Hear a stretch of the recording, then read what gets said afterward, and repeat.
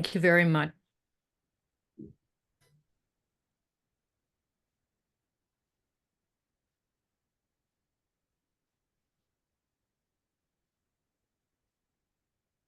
Okay, so today we're talking about, can everybody see this? Yep, perfect.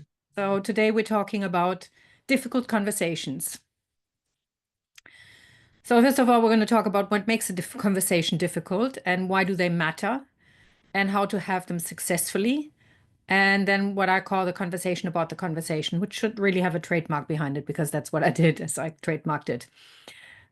So the first thing is let's just have a quick look at why we all need to face these difficult conversations. So we need to address performance issues with team members. We need to navigate disagreements with family members, customers, clients.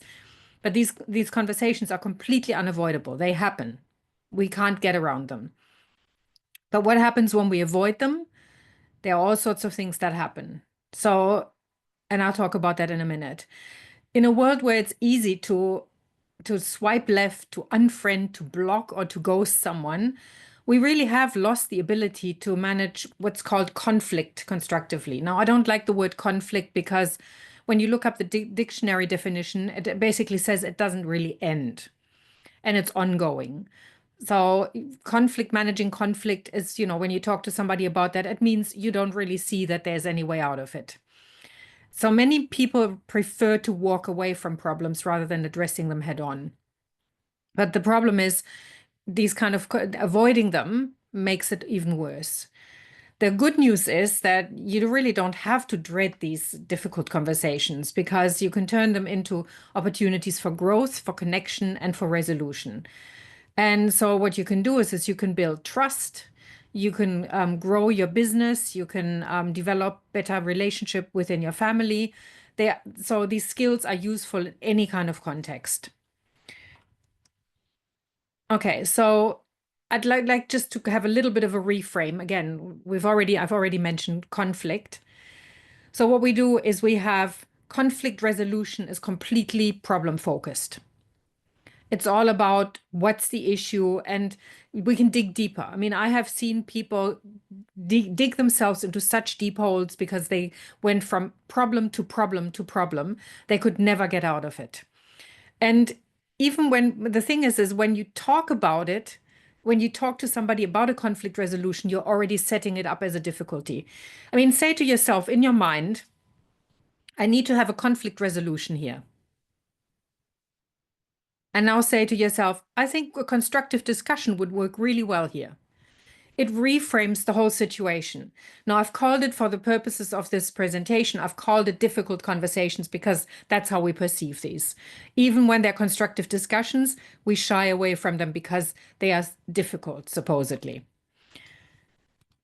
Okay, so what happens when we avoid difficult conversations? How do you feel when you avoid a difficult conversation? Just have a think about it. Feel into what goes on. When that tension lingers in the background, when the trust is affected, you don't really know what's going to happen next. You walk on eggshells, and there's this funny feeling in the stomach when you look at somebody and you know you really need to talk to them, right? So when we allow these when we avoid these conversations, issues fester. It becomes harder to address them, and we damage the relationship, and it totally undermines trust. So when we think that we avoid when we avoid these tough talks, we avoid the easier road. They really do damage the relationships. And when we clear the air, we strengthen relationships and we build healthier, more collaborative environments. And that's what we want to really aim for. That because we often just look at the situation and go, if I can just avoid that situation, that conversation, maybe things will go back to normal. But and then we have the conversation, and then we don't really think beyond that conversation either. We just think, oh well, like we've had the conversation now, and then we get into ego and to all sorts of wonderful things, and I'll talk about those in a minute as well. So I'm just going to reiterate this because I can talk about difficult conversations until the cows come home. I mean, this we could have this for the next 3 hours, and I would still not run out of materials to talk about. Because that's one of the that ongoing topics in life. We have these issues all the time. But when you know how to handle them, drama disappears, stress disappears, and you will find that people really hang around because you've built that trust. So let's talk about what to avoid. So the first thing to avoid is blame and accusation. It's like you did this, you did that.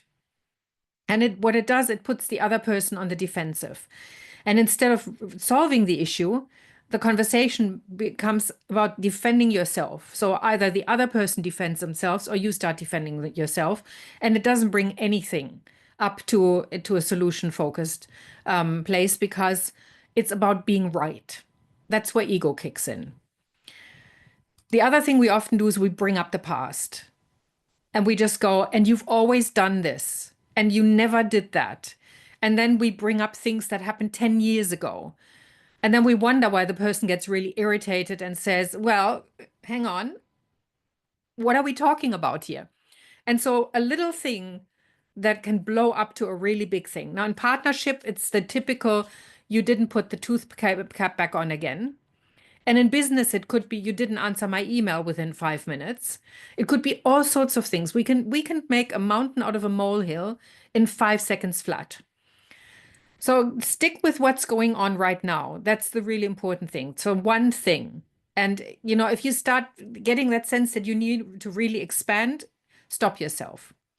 The other thing that really gets in the way is mind reading. You do not know what the other person is thinking unless you ask questions. And I would recommend open-ended questions and not, you think so too, don't you? Where the other person can only say yes or no. So what you want is you want to clarify somebody's perspective and you want to avoid jumping to conclusions. So here are some key ingredients for a successful conversation. Prepare, know what you want. Before you dive into the conversation, take a moment to gather your thoughts. What do you want to achieve? What's your goal? And prepare yourself mentally and emotionally for it. And the other thing is, and this I'll talk about that also in a minute, is know when to walk away.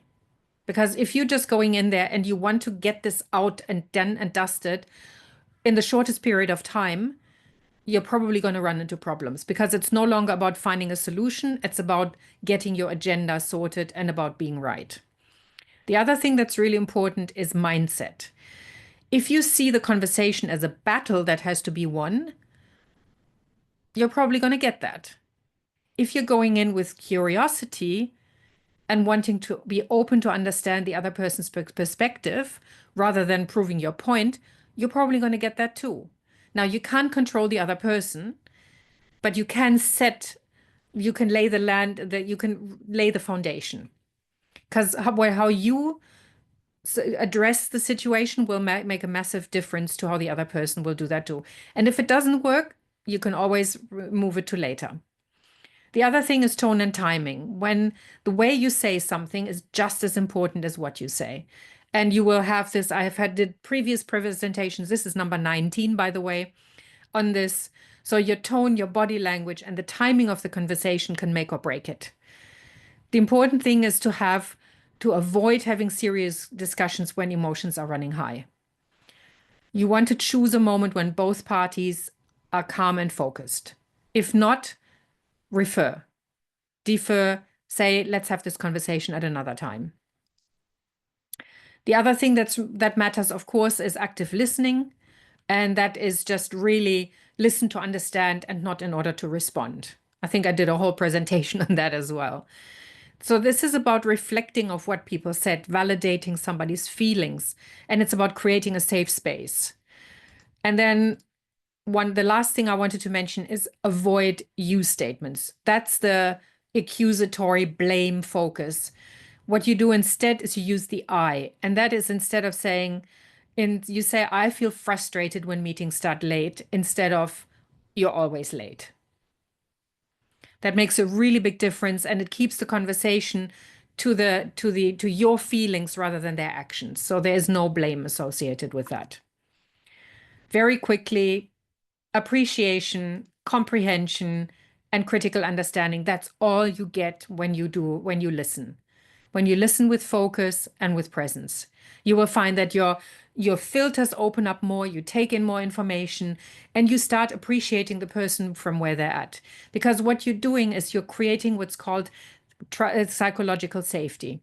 Because if you are really predictable in your behavior, instead of being a volatile, I'm about to explode anytime, any minute now, and you respect the other person's opinions, then you create a culture where people want to belong to.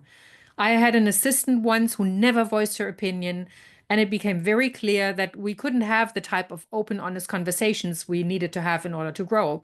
And it turned out that she had been in an environment where that was not possible. So I challenged her to speak up, and I made sure that it was a really safe place, and that that she knew that she could trust me, that I wasn't going to blow up.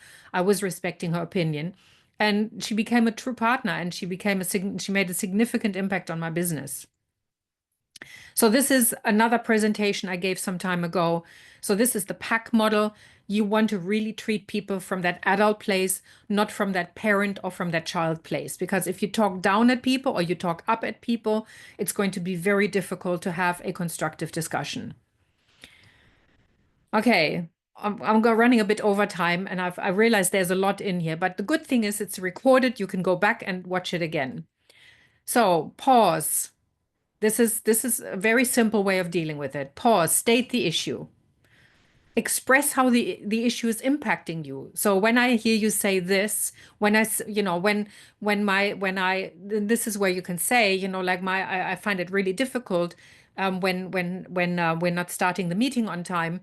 The impact is my whole schedule gets thrown out, and then ask questions.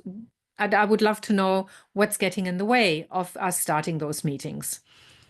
And then propose a solution. Could we talk about this? I had an idea, but you'd make it a suggestion, not a demand. Because the moment you put in a demand, you're back in parent place. So the idea is to ask more questions, find out more, until you get to a place where ideally you find a mutually acceptable solution. It depends obviously on the hierarchy. If somebody doesn't perform, you may have to be a little bit more authoritative. But generally, if it's an adult to adult relationship, you will find a way to collaborate in the end. Now, the conversation about the conversation is very, very simple. And it's one thing that we generally do not do. I have not heard somebody teach this. So I'm really happy that I can share this with you.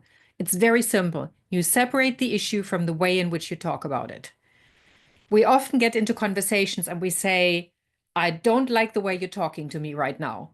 And then it's all about you have no respect for me and how dare you talk to me like that. And then the issue is parked and it's all about how the respect has gone out of the window. What you do instead is you say, when this happens, when the tonality shifts, when there's a sense of I'm not being heard here, or the other person's emotions run high, or your own, what you do is you say, let's park this and let's get back to this a little bit later.